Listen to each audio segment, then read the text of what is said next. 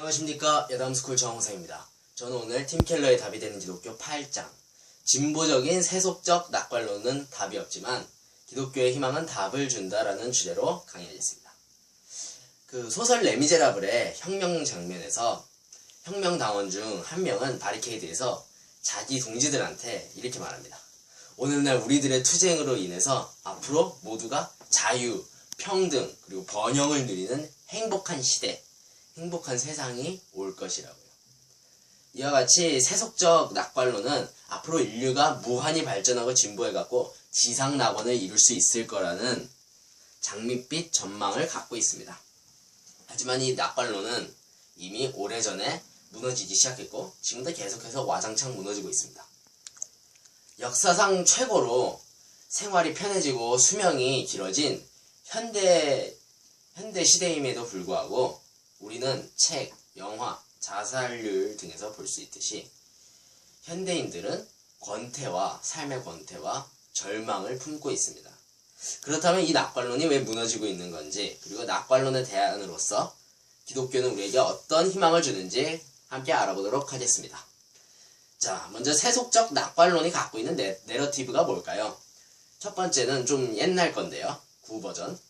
인간은 이제 과학이 발전하고 또 교육, 사회정책 등을 통해 인간의 본성이 완전해지고 정말 싸움도 없고 악도 없는 그런 완벽한 시대가 올 것이다. 과학이 발전할수록. 이런 내러티브였습니다. 하지만 이 내러티브는 두 차례의 세계대전을 걸치면서 와장창 붕괴되었습니다. 과학의 발전은 인류의 영원한 복락과 인간 본성이 완전히 선해지는 것을 불러오기는커녕 세계대전에서 볼 수 있듯이 대량 학살과 아주 효율적인 인종청소 방법을 불러왔습니다. 그래서 이 내러티브는 붕괴되어 버렸죠.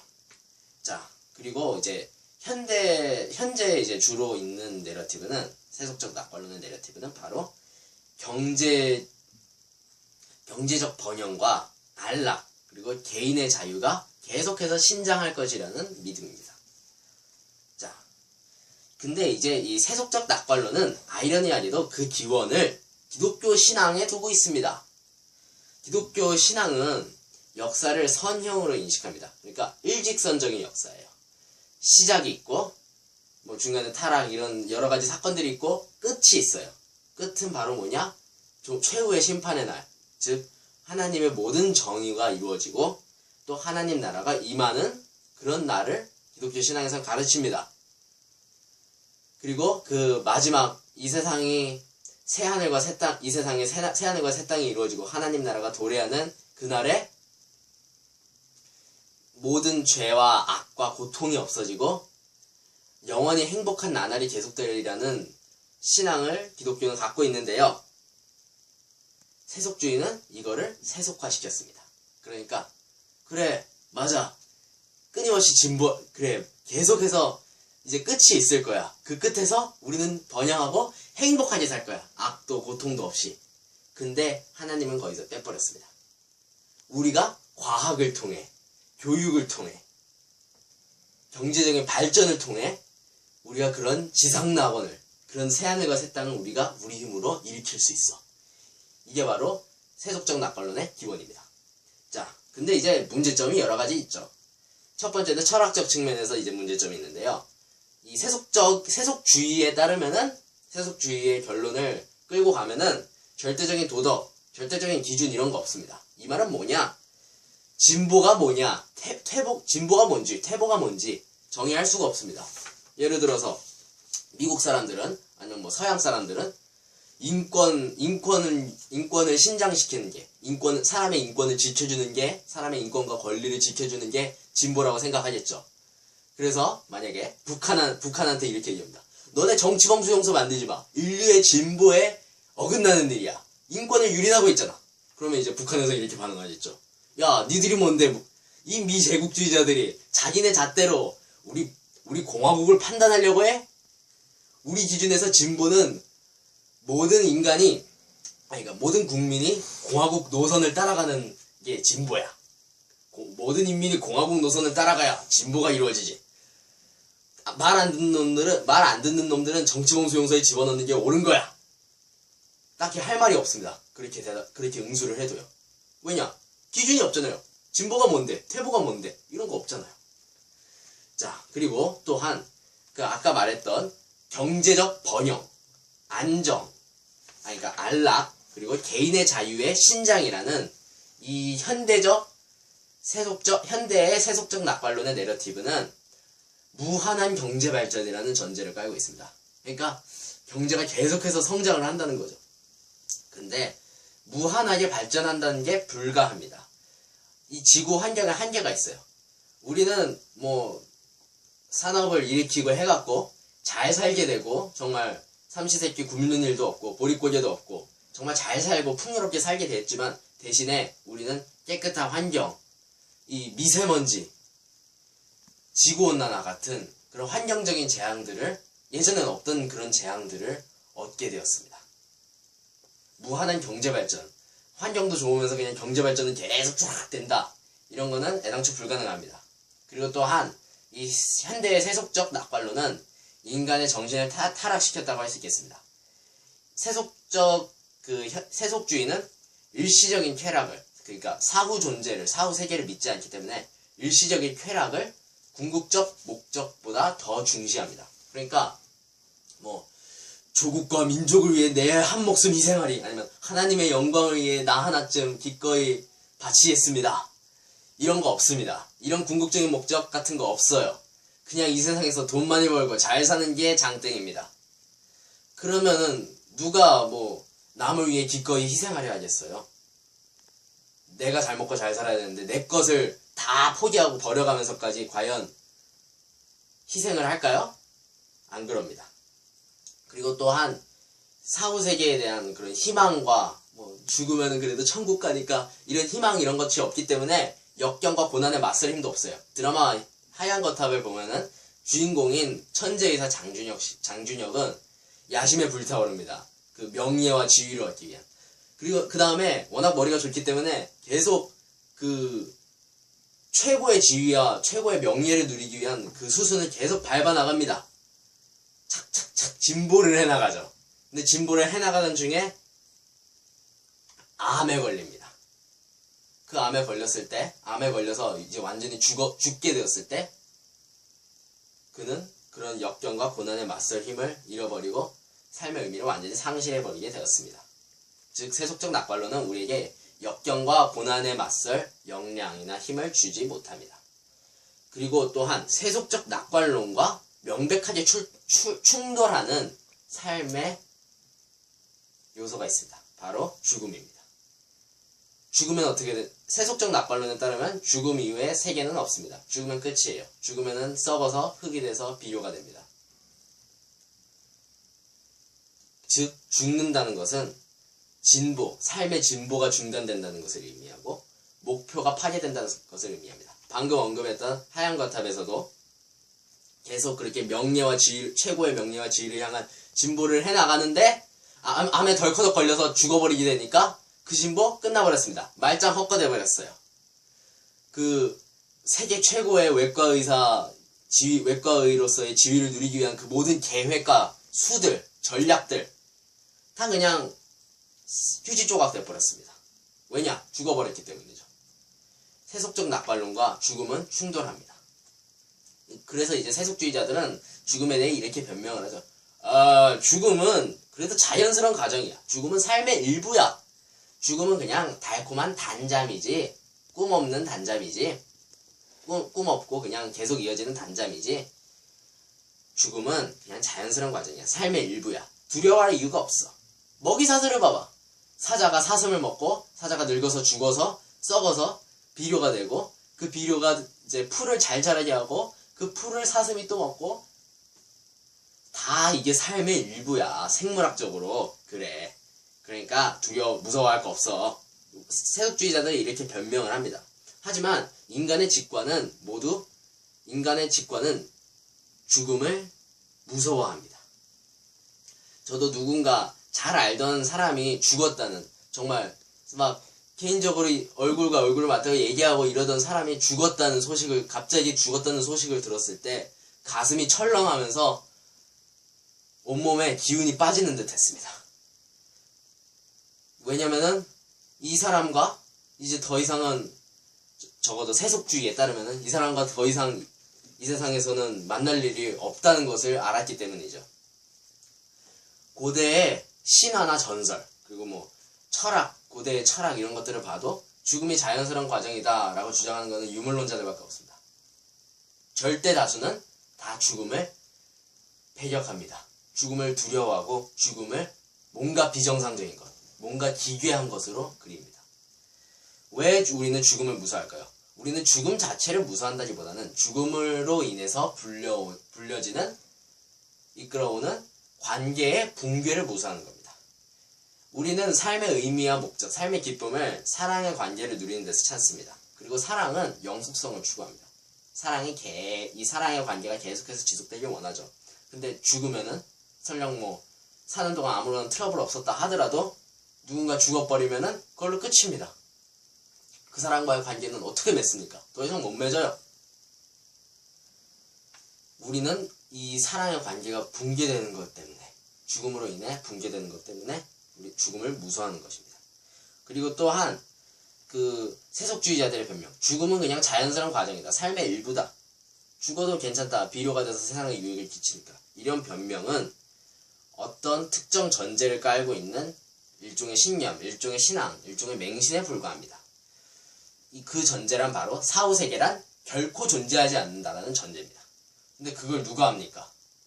정말 죽었더니 영화 신과 함께처럼 막 저승사자가 데려가서 염라대왕한테 재판을 받고 이런 사후세계가 있을지요? 증명할 수도 없고 알 수도 없습니다. 그런 게 있는지 없는지. 매우 불확실합니다. 우리의 사후는요. 자, 그렇다면 기독교에서는 우리에게 어떤 것을 제공할까요? 우리에게 어떤 희망을 제공할까요? 바로 부활의 소망입니다. 자, 기독교에서는 사망을 어떻게 바라보느냐?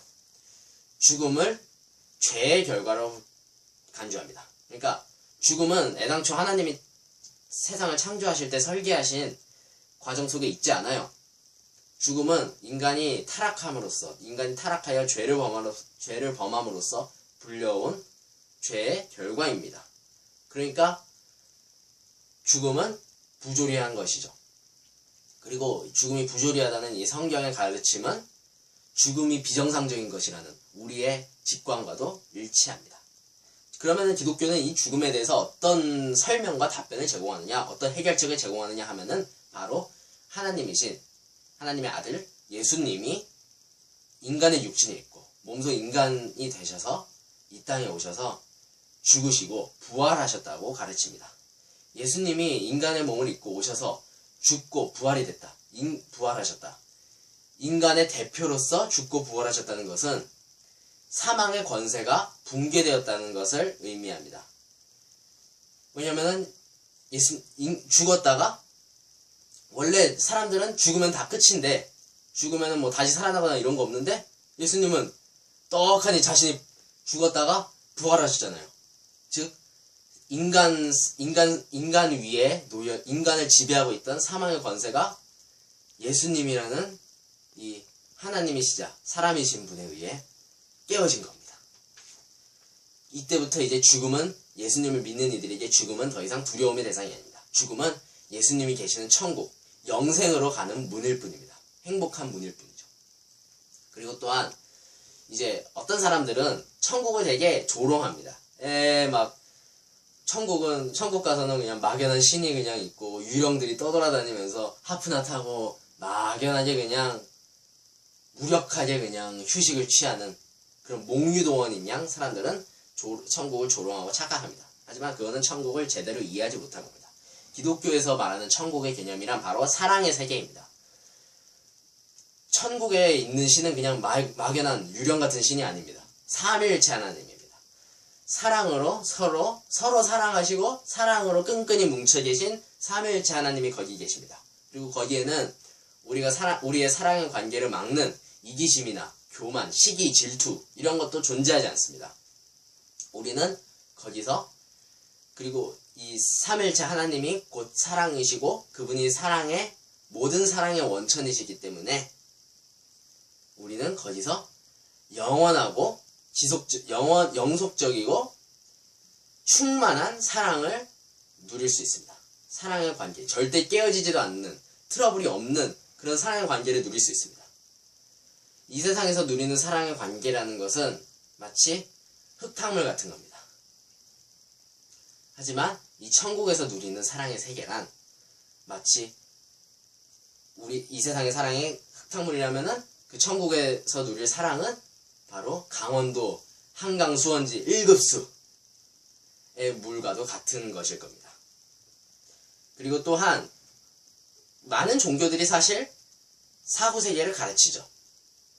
뭐 세속주의 같은 경우는 죽으면 끝이다. 죽으면 흙이 된다. 썩어서 흙이 된다라고 가르치고요.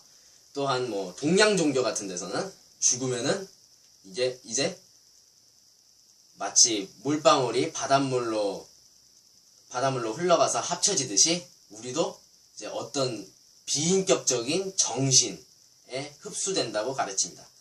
하지만 사랑의 관계라는 것은 인격체 사이에서만 가능합니다.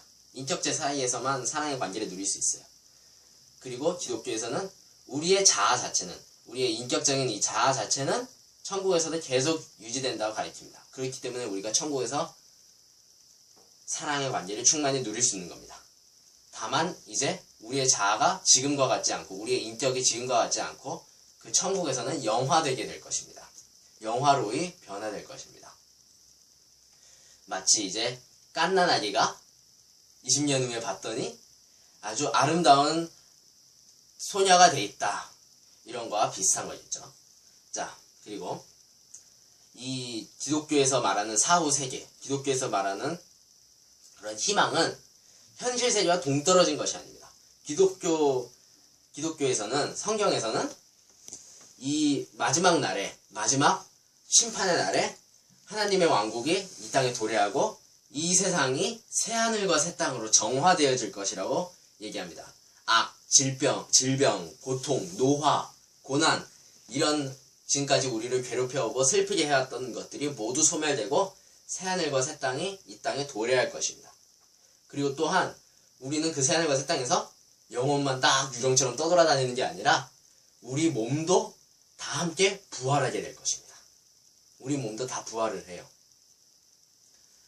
자, 그리고 마지막으로 타 종교에서는 구원의 이제 사후세계를 다 가르치는데 그 사후세계에서 극락 아니면 뭐 천국 이런 데 가려면은 낙원 이런 데를 가려면은 뭐 이런 율법을 지켜야 된다든지 아니면 뭐 명상을 해서 해탈의 경지에 이르러야 된다든지 이런 뭐 재물을 많이 바쳐서 신을 기쁘게 해야 된다든지 이런 까다로운 조건들을 제공합니다.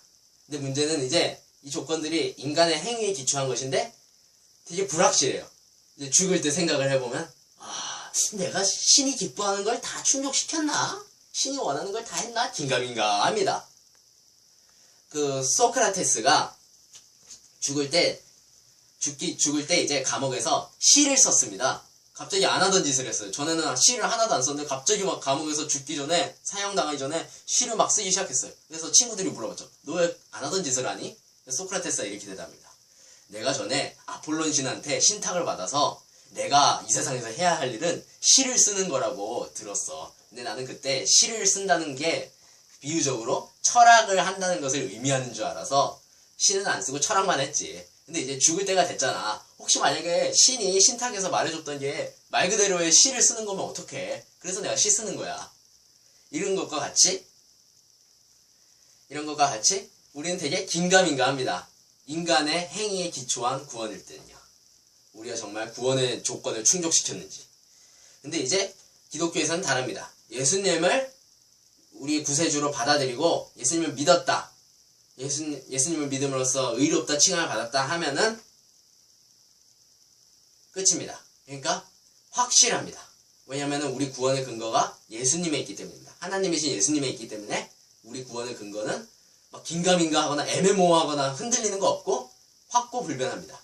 그 안에 있는 한요. 자, 근데 이제 지금까지 이제 기독교의 그 희망을 다루었는데요. 기독교에서 제공하는 이 소망, 희망을 다루었는데 어떤 사람들이 이렇게 말했죠. 되게 좋은 얘기인데 그것도 다 상징 아니요? 그것도 다 그냥 이상 아니야? 이게 어떻게 현실로 오겠어? 자, 근데 이 기독교적 희망이 소망이 반드시 성취되리라는 근거는 바로 예수님의 부활입니다. 왜냐? 아까 말했죠. 예수님이 인간으로 오셔서 죽으시고 부활하심으로써 사망의 권세가 깨졌다고.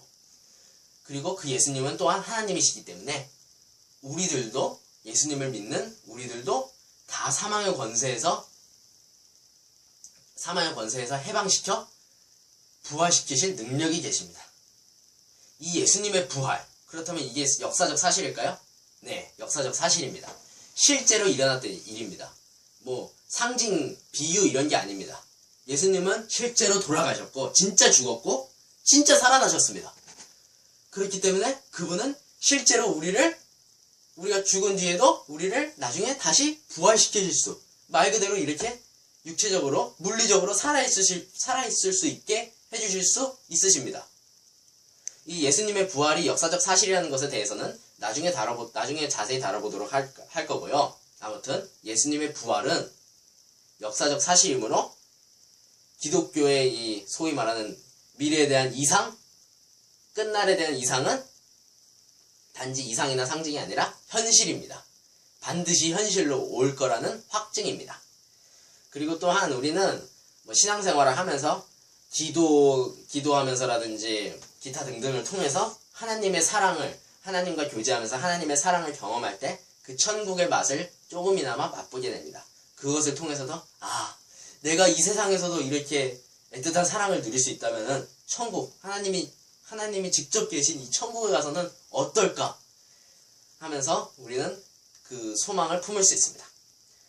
자, 역사적인 사실인 그리스도의 부활은 우리에게 이 삶을 살아내고 역경을 헤쳐나갈 동기와 희망을 줍니다.